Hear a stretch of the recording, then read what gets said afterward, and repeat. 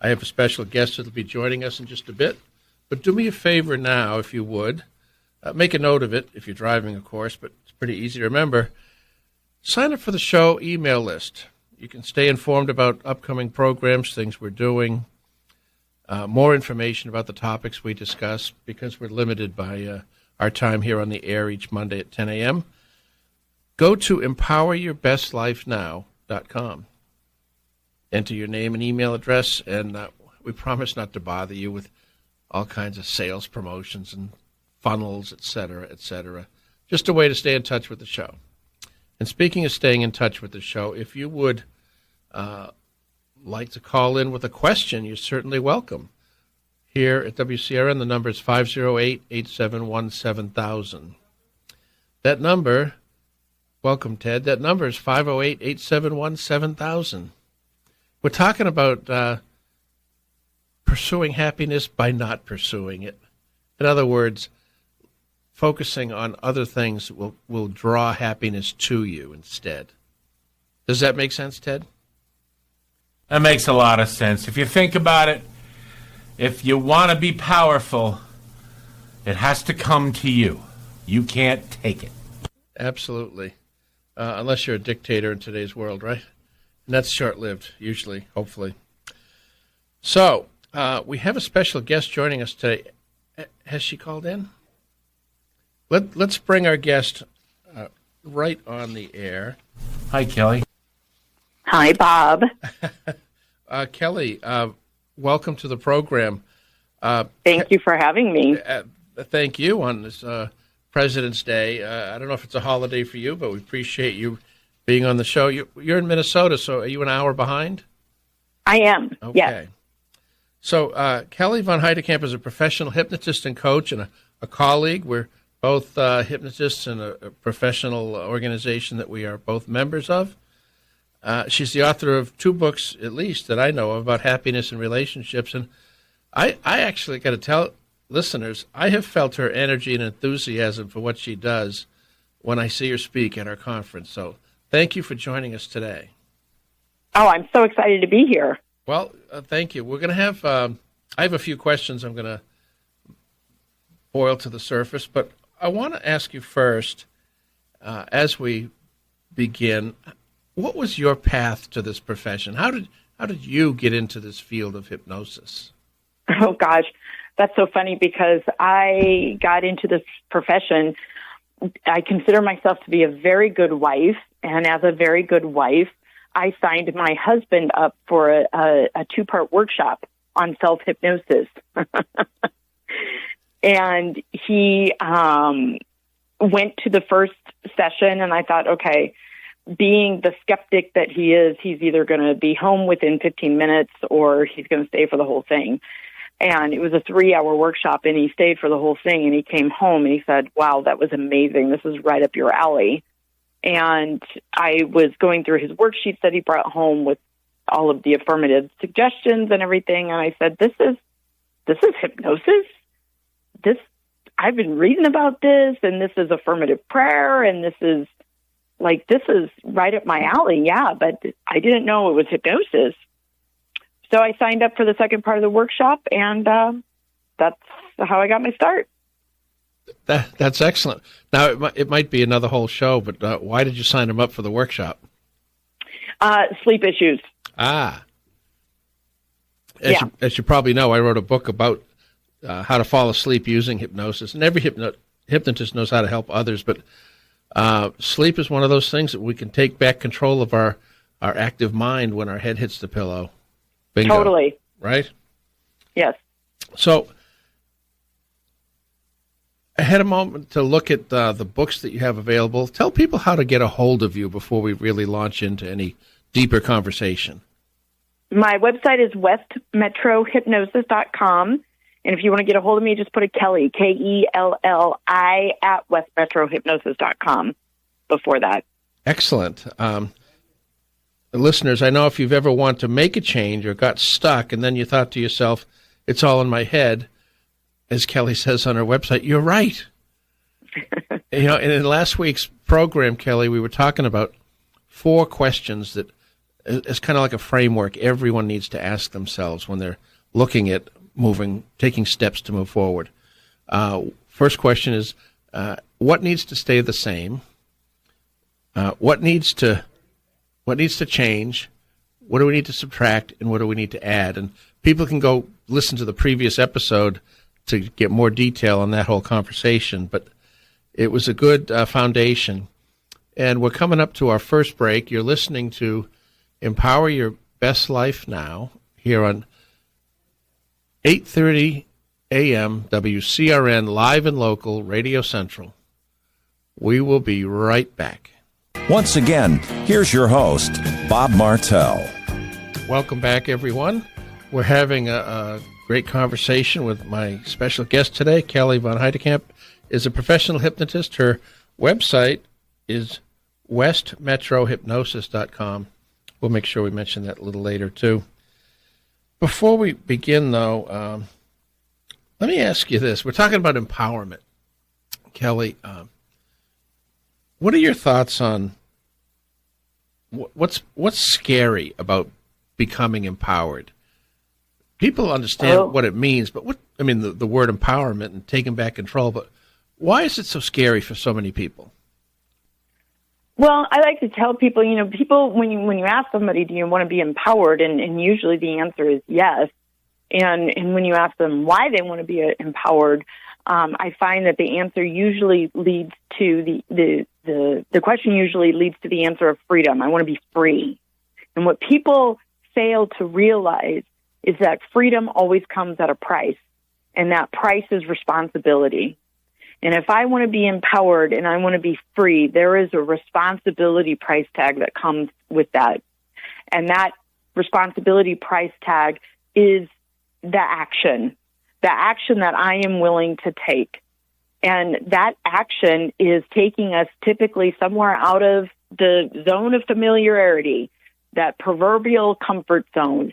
And the mind is looking for certainty. And we don't have that when we start taking new action and we start venturing out into new territory and starting to do new things. It feels very, very uncertain. And that can be a very, very scary place because we are taught as children to look at other people in other circumstances to make sure that what we're doing is okay. And when we step into the adult realm of empowerment, agency, and authority, we have to become our own person to validate what we are doing and to give ourselves the certainty that life doesn't offer. Nobody gets certainty. We just do something and we see what happens. And that can be a lot to take on. So then we got to start dialing it back and dialing it back and dialing it back. So we get those micro action steps of what we feel empowered to do right now, because no action is ever too small to take. No, that's right. And that's an awesome view or reframe of this issue, because people are afraid of either what other people are going to think, or what if I succeed? What if I fail? What if what I want to go do and I take these little steps actually works? Mm-hmm. It's going to change my life. And do I want the change I say I want? I mean, all of that comes into play. But you said something while we were on the break, and you mentioned one step, one action. Mm-hmm. Isn't it all a series of little steps? You said micro steps or micro actions, but little steps of forward progress is what it's about, yet people are still afraid. Yeah, and we overcomplicate it. We overcomplicate it because we go into, the mind, and the mind is always is typically always going to argue for our limitations. We can talk ourselves into or out of anything we want to do. I was recently in Thailand with my husband, and we were on a cliff where you could go cliff diving, and he jumped, and then I said, well, I'm going to jump. And he said, are you sure? And I said, absolutely not. I am not sure about any of this, but I'm going to do it. And I was standing on the top. It was a 50-foot cliff, and my mind was, everything in me was saying, don't do this. And at some point, you have to stop thinking and take the step anyway. And that's when I jumped. And I did it. And it was exhilarating, I'm sure. It was exhilarating, and we have to understand that the micro steps can feel like 50-foot cliffs. And it's just got to be done. You have to stop the thinking and stop the judging and stop the arguing and just take the forward movement. That's terrific. Stephen King has a quote, "The scariest moment is always just before you start." I might modify that for you and say just before you jump. Yeah, exactly. And once you take that step, what people don't understand, the resistance that is coming up is the veil. And that one step forward is the very thing that just takes down the veil. It's the Wizard of Oz moment when Toto reaches back and takes a hold of the curtain and opens it up to reveal that there is no Oz, that it's just a man on or what was then a computer with dials and all that stuff. That's right. It's an illusion.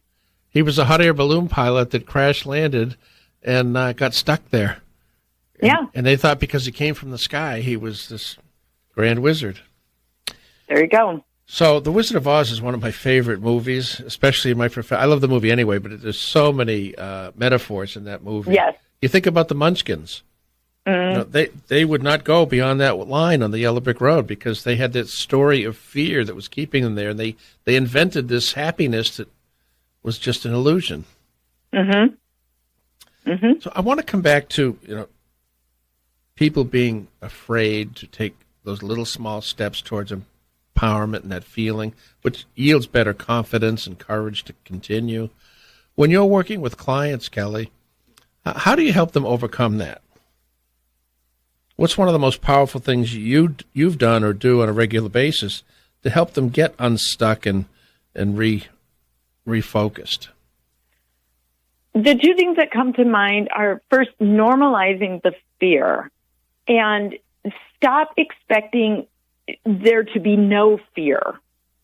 And I think that's one of the things that people really get hung up on. Well, if I want to do this thing and if this thing is good for me, then I shouldn't feel fear. And when you explain to them that the fear is there because, your subconscious mind is basically asking you, are you going all in? Are you sure about this? Because I'm here to support you, but I'm not sure that we're going to be okay.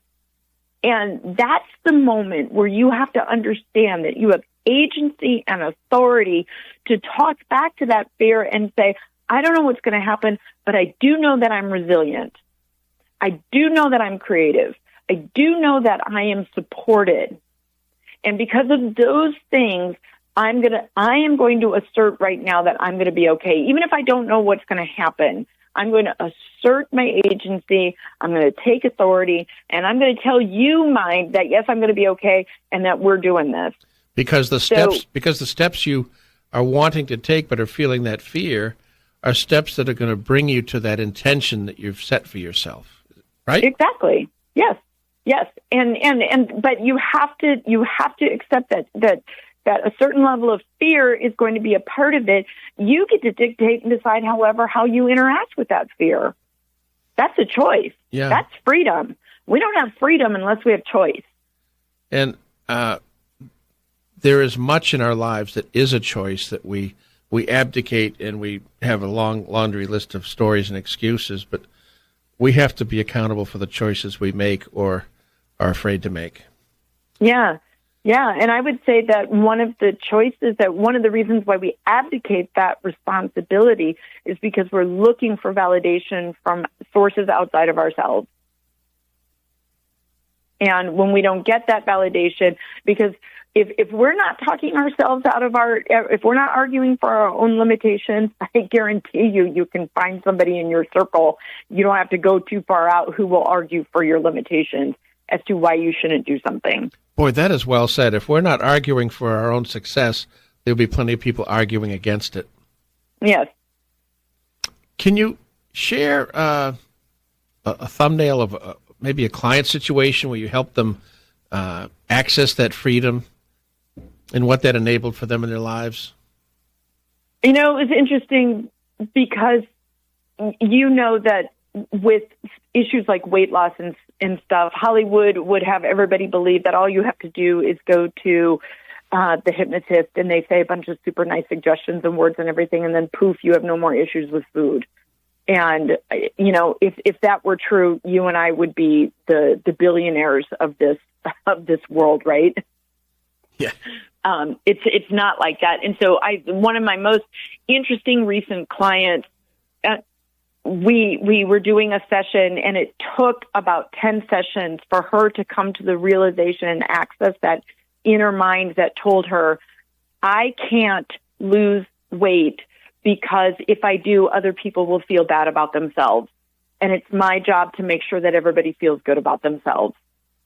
Now, that's a deep, powerful belief system that has kept her stuck for decades. And it's a deep story that she wove, or someone wove for her.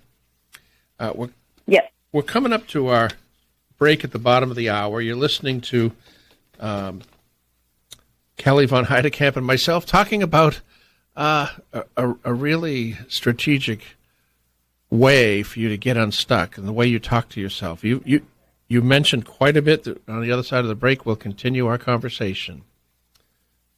You're listening to WCRN 830 AM radio, live and local radio. I have my special guest, Kelli von Heydekampf. We're talking about how to get unstuck.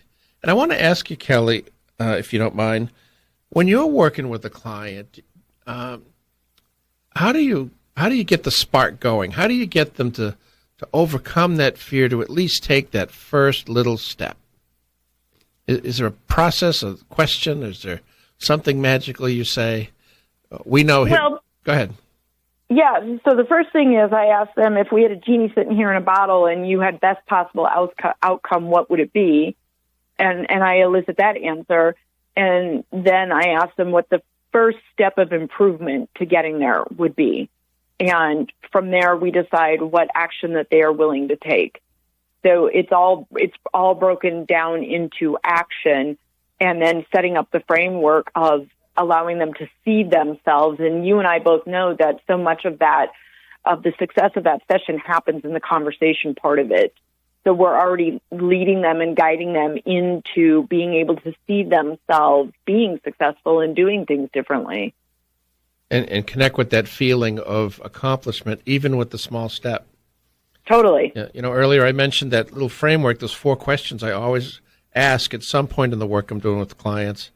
I actually have a little worksheet with 4 quadrants. What needs to stay the same? What needs to change? What do you need to add to your life? What do you need to subtract to your life, from your life? And, great question. And they do help. So people who listen to this show regularly know that God's a part of it. God's a part of the happiness that we pursue. In 15 years as a hypnotist, I recently just stepped back and looked at what's the common thread that is there in the work I've been doing, and it's different for everybody in this helping profession. And it might sound lame or cliche, but I said I'm helping people empower their own lives. That's basically my tagline. Yeah. Empowering you to master your life. Actually, I'm reading that right now. That's fascinating. I'm actually glad you and I are doing this, because we're getting to know each other a little bit too, and there's a lot of commonality. But in this idea of empowering oneself or helping them get empowered, I always ask my clients if they're spiritual. Some are, some aren't, and if they're not, I don't really press it. But I believe that we are all here to use our gifts, talents, blessings to help us connect with our purpose, our God-given talents to do God's work while we're here. And I'll use the metaphor, okay, you're whatever age, you're up there at St. Peter's Gate, and he's got a clipboard, and he's going, okay, Bob, I see here you live to be 79 and a half years old. Great. We sent you down with these 5 gifts. You developed a couple of them, but you didn't use any of them. So guess what? You're going back. And you might not be born into the same zip code or country, but you're going back. And when we see you again, I want an update on how you've used those gifts. And the point of that is kind of tongue-in-cheek, but we all have these gifts and talents. Sometimes we're afraid to explore them, afraid to develop them, afraid to use them. Or we're living a misdirected life because we're driven by something we want, and it's preventing us, it's getting in the way of us just being authentic and being who we are and knowing what our gifts are and being brave enough to use them. Does that make sense? It makes perfect sense, Bob, and so much of what you said, I just am so on board with. All of my work is spiritual, whether I talk about God or not. Every aspect of it is spiritual, and that's one of the things that I love about the structure of hypnosis is because I get to speak about spirituality without even mentioning the name God or the word God. I'm always talking about inner resilience. And how do I know that this person is resilient? Because life is resilient. How do I know that life is resilient? Because there is infinite intelligence everywhere. And if there's infinite intelligence in a blade of grass, then I would think that there would be a little bit of infinite intelligence in you and I. And when you talk about that authenticity, I think a lot of times because people are not given the opportunity and they aren't taught about this, that they're running after happiness on the hamster wheel that never stops and never takes a different route and just has you do the same thing over and over and over again. People don't know where to begin in contemplating what is it that I truly want from my life. They're just pursuing what they have been spoon-fed to believe will create happiness. And it's not, that's not what is going to create happiness.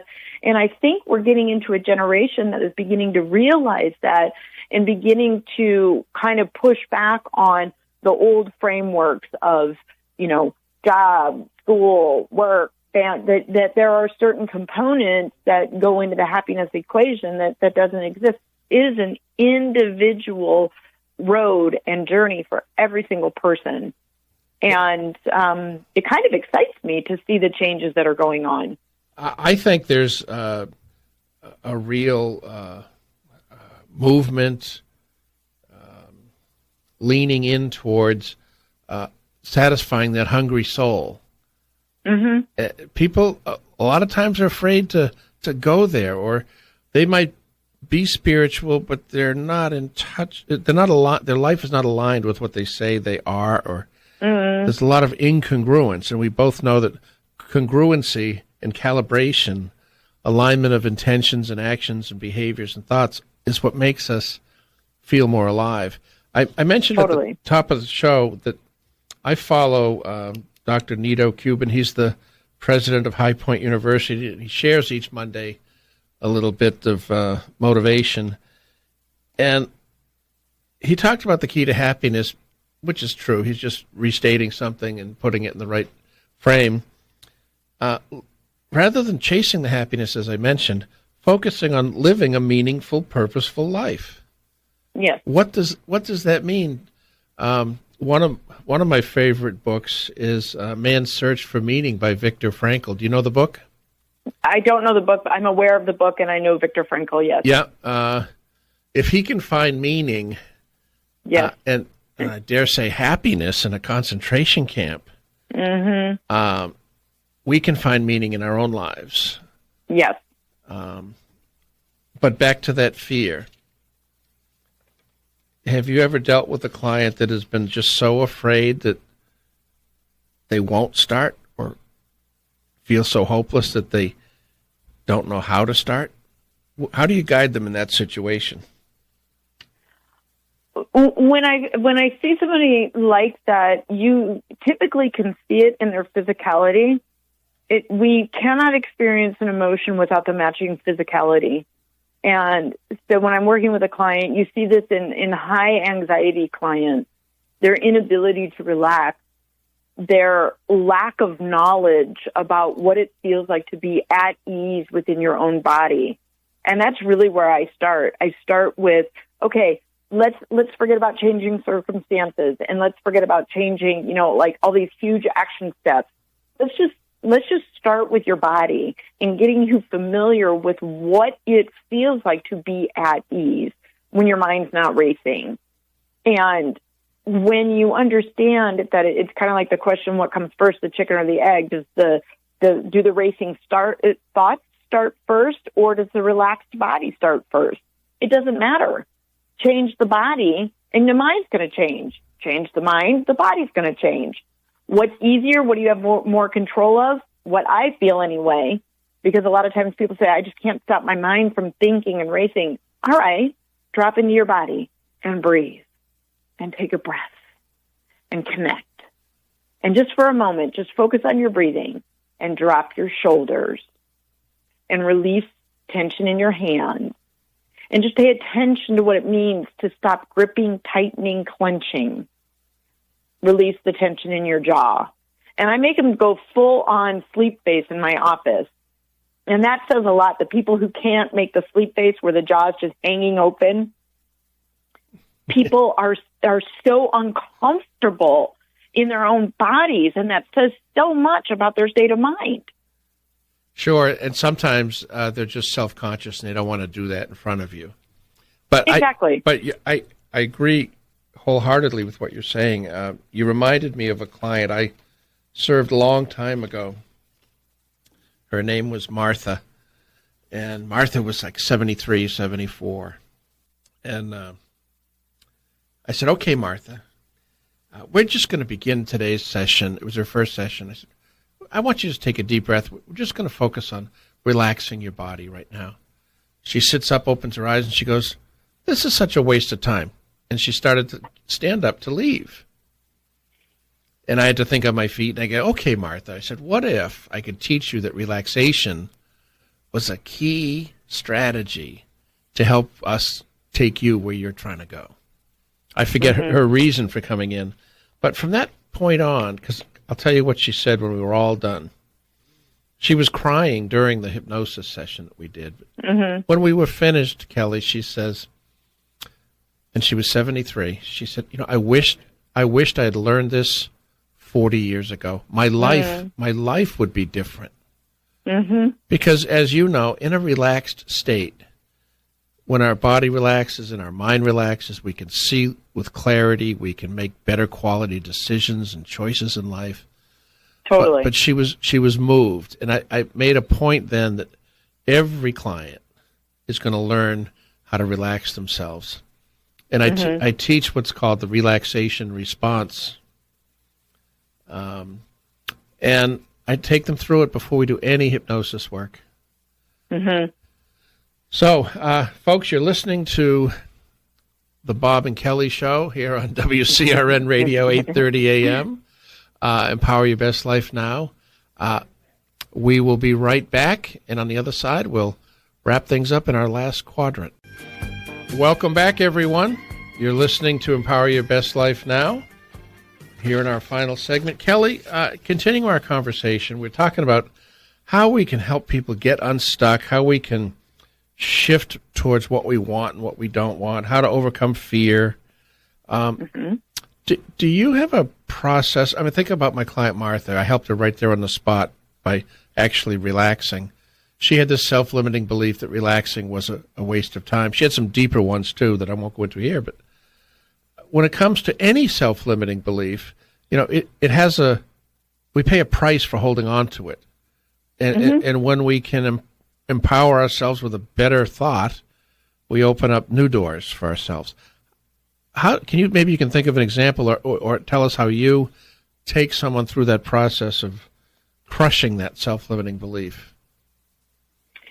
Well, I don't know that I would crush a belief, because I believe that beliefs are always going to represent themselves, and we can start to dilute them so they don't have so much power. You mean it's not like whack-a-mole? It's not like that game at the carnivals? At least for me, it hasn't been. I still have the voices that pop into my head, and it's a choice.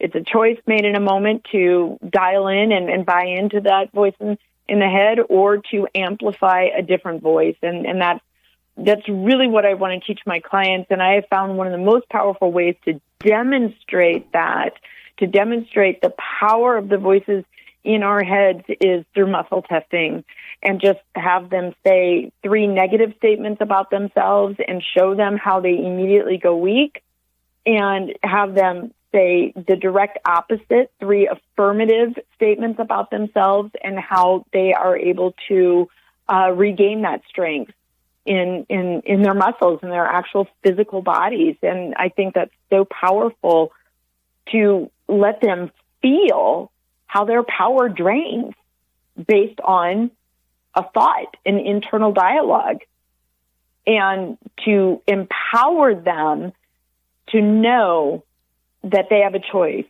Because when I hear the word crush, then it makes me think that that I am doing something to someone and therefore I have all the power.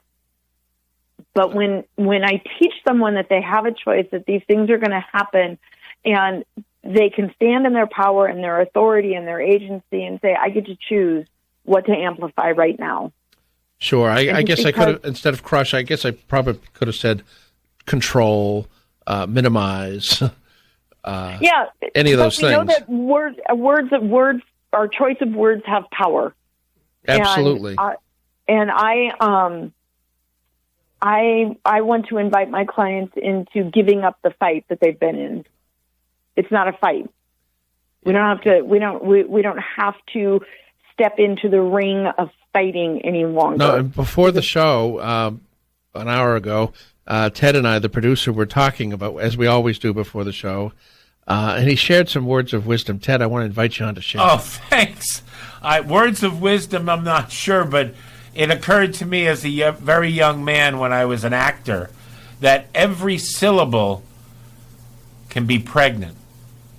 So where you place the emphasis on the words you choose. Mm-hmm. Excellent point. I want to shift gears. Thank you for that. I want to shift gears. Thank you for straightening me out, too, on that. I want to shift gears and turn towards you and your practice. You've written 2 books, is that correct? Yes. One on relationships, and what's the other book? Redefining happiness. So talking about everything that you were talking about at the beginning of this show. How do people get the book? What inspired you to write it? People can get it on Amazon. It's also on Audible, so you can listen to it as an audiobook, both available on Amazon. Redefining happiness. What inspired me was I was thinking about the things, the issues that my clients come to me, and wanted to just write sort of an all-purpose book to address some of those things. What's really interesting about that book, Bob, is the original title was supposed to be Forget Happiness. And that was the gut title that felt right to me, Forget Happiness. And then my head took over. And I started thinking about search engine optimization and just marketing and just all of this the stupid little things that come into your mind. And against my gut, I changed the original title. And I'm super happy with the book and how it turned out. But whenever I see it, I always am reminded that I let fear change what my intuition was telling me was the right choice. So that tells me there's another book coming. Yes, 100%. With your original title. Perhaps. And perhaps it was just that was my learning experience. That was my experience that I needed to have in order to continue. But another book is coming for sure. That's wonderful. Over the years, I follow Stephen Pressfield. He's the author of The Legend of Bagger Vance and many other books. The War of Art. He turned around the Art of War title to the War of Art, about resilience and resistance. And he also wrote a book about writing the book, The Legend of Bagger Vance, which became a movie. And the book about writing the book is equally instructive and fascinating. I'm sure. I'm sure, because it's always about the process. Right. It's never about the end result. It's always about the process. So you could write a book with your original title in mind about the book you wrote. There you go. And add more. More, your process, your thought process about, what you just described earlier. How do people get a hold of you? Do you work on Zoom? Do you work worldwide? Because they're not going to drive to Minnesota and you're not coming to Massachusetts. I do work on Zoom. I do virtual appointments. Kelli, Kelli, at westmetrohypnosis.com is my email. 952-222-3975 is the phone number. And the website is westmetrohypnosis.com. That's excellent. As we wrap up, anything you want to share? Anything at all about our conversation, or what listeners should know about a little tidbit or trick or insight about taking that first one step, one action? Yeah, I would say timing. That there is a timing to your life that you don't always understand. And that we might want what we want and we want it right now, but it's not about the result, it's the process. And that process has a divine timing to it. And we have to bring ourselves back often and say everything is as it needs to be right now. And I don't know what is going to happen tomorrow. All I've got control of is today. And what steps am I going to take today? And this is what it looks like as it all comes together. And I think that can alleviate so much of the worry and the concern that things aren't happening fast enough, is to understand that there is a timing beyond our control, a timing to life, and everything is unfolding in perfect time, in perfect place, and in perfect order. That's a wonderful, comforting message, Kelli. So glad to have you on the show.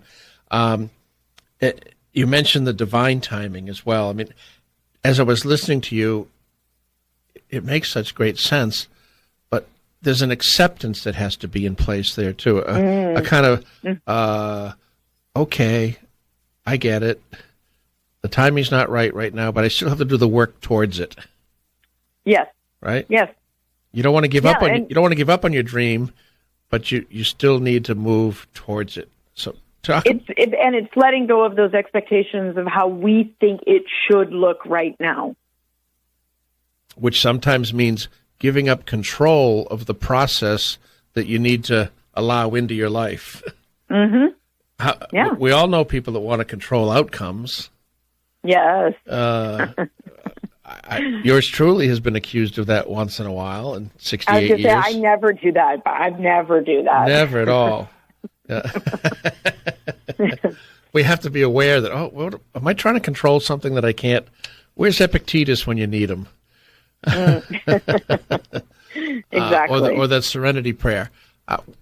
We have a couple minutes left. I'm going to give you one of those minutes because I know that you do a regular Sunday event at your church. Is that correct? Yes.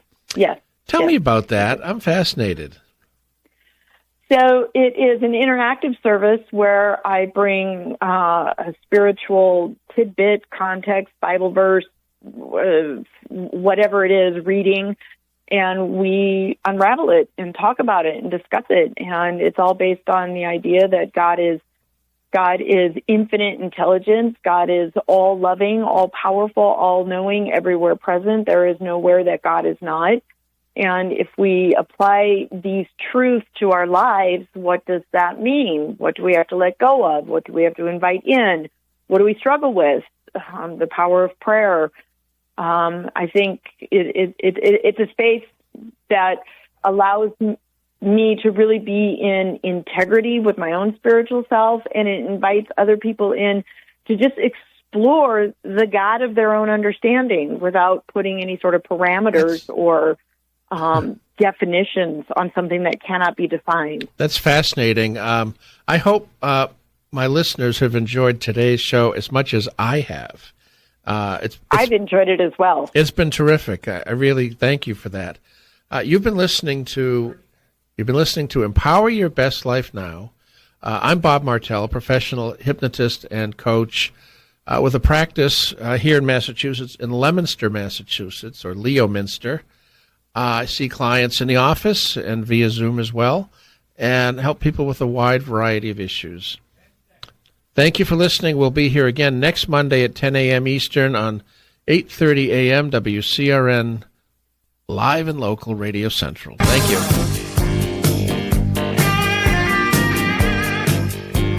You've been listening to Empower Your Best Life Now with your host, Bob Martell, on Radio Central, 830 WCRN.